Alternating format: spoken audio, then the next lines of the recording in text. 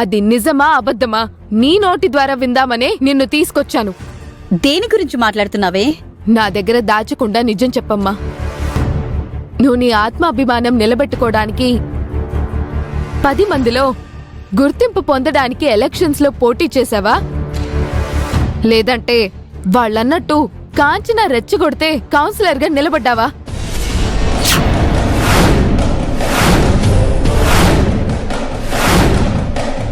మాట్లాడవేంటమ్మా? నీకు నువ్వుగా ఎలక్షన్స్ లో పోటీ చేశావా, ఆ కాంచన చెప్పిందని పోటీ చేశావా? ఇప్పుడెందుకే అదంతా? ఎలక్షన్స్ అయిపోయాయి కదా. నా ప్రశ్నకి సమాధానం అది కాదు. ఏది నిజం? అవునే, కాంచన చెప్పిందనే పోటీ చేశాను. సమాజంలో ప్రతి ఒక్కరూ నన్ను చిన్న చూపు చూస్తున్నారు. విలువలేని దానిలాగే లెక్కగడుతున్నారు. నాకు ఏ గుర్తింపు లేదని మాట్లాడుతున్నారు. కాంచన కూడా అలాగే రెచ్చగొట్టేసరికి పోటీ చేశానే. అయినా ఇప్పుడేంటంట?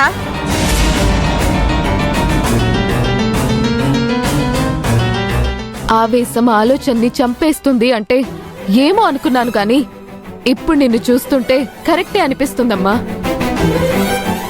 నువ్వెంత తప్పు చేస్తావని నేను అనుకోలేదు. వేద ఏంటి సడన్ గా తల్లిని తప్పుని వేలెత్తి చూపిస్తుంది? నన్ను తప్పంటున్నావా వేదా? తప్పు చేసావు కాబట్టే తప్పు అంటున్నానమ్మా.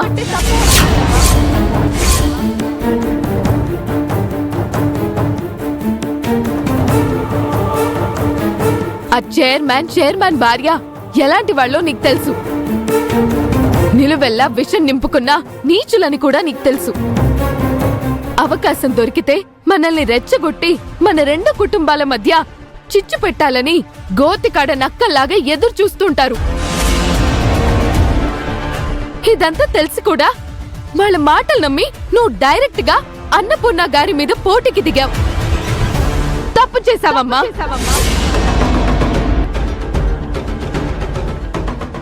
ఏంటే తప్పు తప్పు అంటున్నావు? నేను పోటీ చేద్దామని నిర్ణయం తీసుకున్నప్పుడు అన్నపూర్ణ కూడా పోటీ చేస్తుందన్న విషయం నాకు తెలీదు. అప్పుడు తెలియదు సరే, తర్వాత తెలిసిందిగా, ఆగిపోవచ్చుగా. ఎందుకు ఆగాలి వేదా? అందరిలాగే నువ్వు కూడా మాట్లాడుతావేంటి? నీది తప్పు కాబట్టే మాట్లాడుతున్నానమ్మా. వేదా వేదా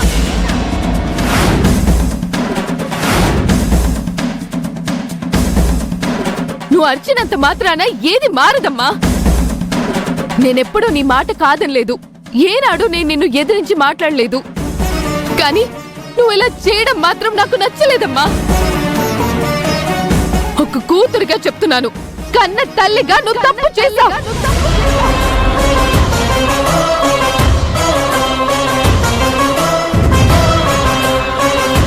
మన కుటుంబాలను నాశనం చేయాలనుకున్న వాళ్ళ మాటలు విని నువ్వు అన్నపూర్ణ గారి మీద ఎప్పుడైతే పోటీ చేశావో అప్పుడే నువ్వు తప్పు చేశావు.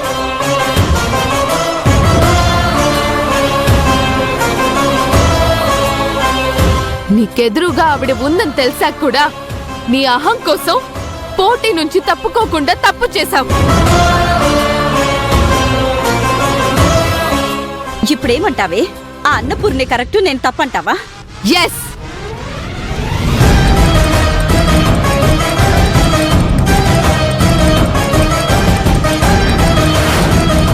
ఈ విషయంలో మాత్రం ముమ్మాటికి అన్నపూర్ణ గారే కరెక్ట్. ఒకవేళ అన్నపూర్ణ గారు పోటీ చేయకుండా ఉన్నా కూడా నీ మీద గెలవకపోయినా చైర్మన్ ఫ్యామిలీ నీకు లేనిపోనివన్నీ చెప్పి నిన్ను ఎమోషనల్ గా లాక్ చేసి మన కుటుంబాల్ని ఏ పరిస్థితికి తీసుకొచ్చేవాళ్ళో. అందుకే నువ్వు తప్పు, అన్నపూర్ణ గారే కరెక్ట్.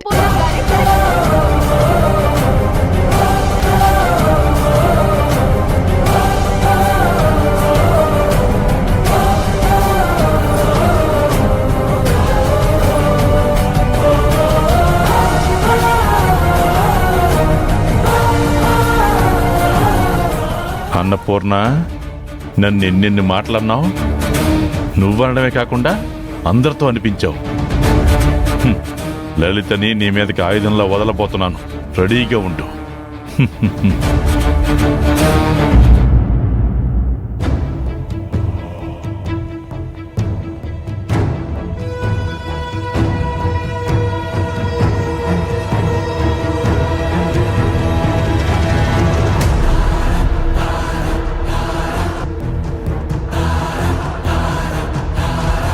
మీ బావేంట్రా ఆదిశేషం మీద విష్ణుమూర్తిలాగా పడుకున్నాడు? నీకు ఎలా అనిపిస్తుందా అక్క? చిర్రెత్తుకొచ్చి జరగబోయే కార్యక్రమాన్ని ఎలా ఆపాలో తెలియక అలా పడుకున్నాడంతే. జరగబోయే కార్యక్రమమా? ఏంటది మావయ్య? ఈరోజు ఆ అన్నపూర్ణ ప్రమాణ స్వీకారం. బాపినీడు అనే నేను శాసనం ద్వారా నిర్మితమైన భారత రాజ్యాంగం పట్ల నిజమైన విధేయత విశ్వాసం కలిగి ఉంటానని నేను స్వీకరించబోతున్న మున్సిపల్ చైర్మన్ పదవిని సమర్థవంతంగా నిర్వహిస్తానని దేవుడి మీద ప్రమాణం చేస్తున్నాను.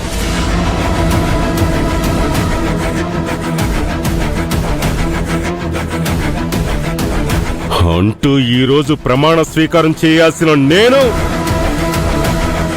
మాజీ చైర్మన్ అయ్యాను. నా పేరు మీద జిందాబాదులతో వచ్చిపోయే జనాలతో అభినందిస్తూ ఇచ్చే పూల బొకేలతో నిండుగా ఉండాల్సిన ఈ ఇల్లు శ్మశాన వైరాగ్యంలా నిశ్శబ్దంగా ఉంది. రాజకీయంగా తలపండిన నేను ఒక వంటలు వండే దానివల్ల తల దించుకోవాల్సి వచ్చింది. నా వల్ల కావటం లేదు. ఈ వైఫల్యాన్ని నేను తట్టుకోలేకపోతున్నాను. బావా, నీకు ఈ గది పట్టించిన అన్నపూర్ణ మాత్రం ప్రమాణ స్వీకారానికి బయలుదేరిందంట బావా. నీతో గొడవ వల్ల నీ మీద మొదలైన అన్నపూర్ణ పంతం ఈరోజు కౌన్సిలర్గా మున్సిపల్ ఆఫీస్లో అడుగు పెట్టేదాకా వచ్చింది.